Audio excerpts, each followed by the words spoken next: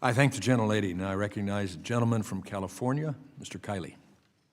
Good morning, Chancellor Lyons. Thanks very much for being here. I want to say from the outset, I know you've only been Chancellor for a year, so I just want to ask a few questions, not for the purpose of assigning blame, but for getting a better understanding of the expectations that members of the Berkeley community can have going forward.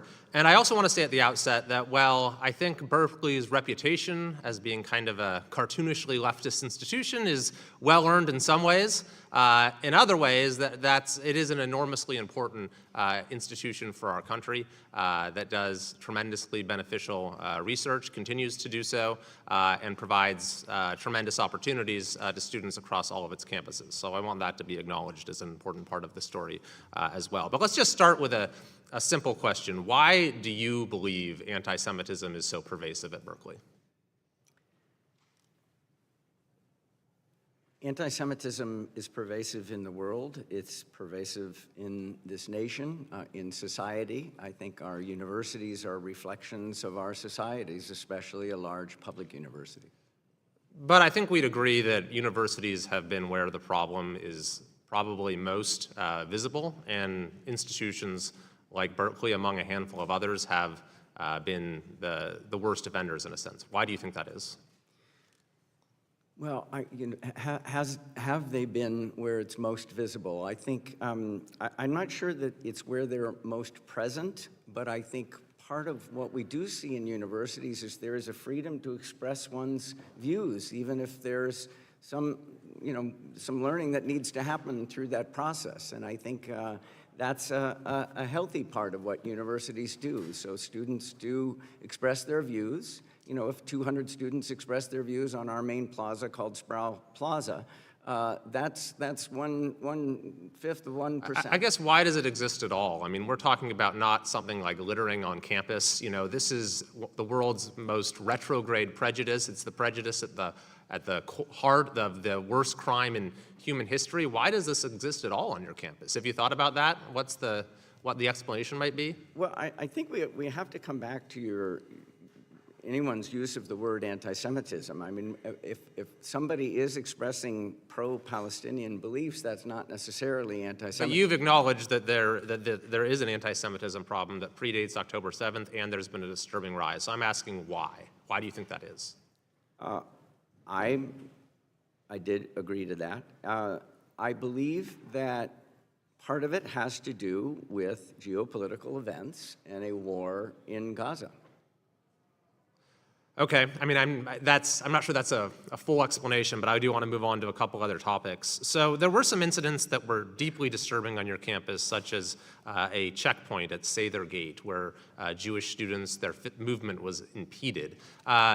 Would you agree, and I'm not asking you to comment on individual cases, but that going forward, a student or faculty member who physically obstructs the movement of someone on the basis of their race, ethnicity, nationality, religion, that is just an automatically expellable or fireable offense?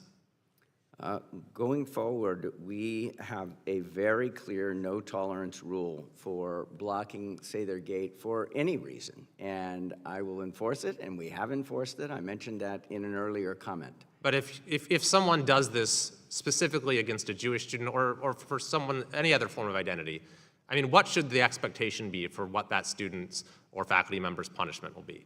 I think there are some things, if someone's convicted of murder, you'd say automatically expellable offense, I'm sure, right? So what's the punishment here? Well, it's an important question. As we in most universities implemented more sharply defined time, place, and manner rules, we also have to think about how are we going to enforce those rules, usually with some kind of what we call tiered response. So the question is this a first offense? Is it a 20th offense? Was it, how extreme was it? So I've given you a very specific example, though. I don't know if it matters to me whether that's the first or 20th offense. If you're physically stopping someone from getting onto their campus because of who they are, that person should be expelled, shouldn't they?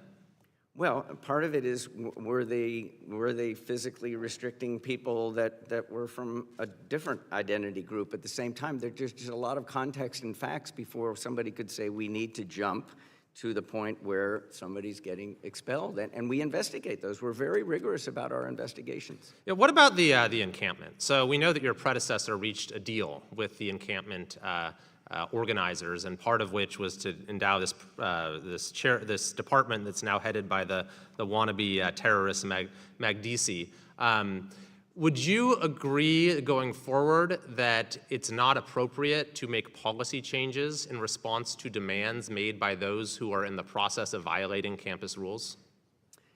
I can't second guess my predecessor. The facts and circumstances under which she was leading us at the time, really, I was not in the role as you've pointed out. Going forward, I can speak to that, and that's why you invited me here. And going forward, for example, there are certain things that we talk to students about all the time. They make demands. Let's leave ourselves beyond the anti-Semitism question. Is like, do we discuss improving the campus with The students? gentleman's time has expired. You need to. I'm sorry, we My have to time move has on. expired. I think that the issue with the encampment was that it clearly violated campus policies, but that was rewarded by the then Chancellor by acceding to their demands. And I would hope that that is not going to be the approach taken by Berkeley going forward. I thank the yield back. gentleman, and I recognize the gentlelady from Arizona, Ms. Ansari. Thank you, Mr. Chair. Thank you to all the witnesses for being here today. Anti-Semitism has undoubtedly been on the rise for years.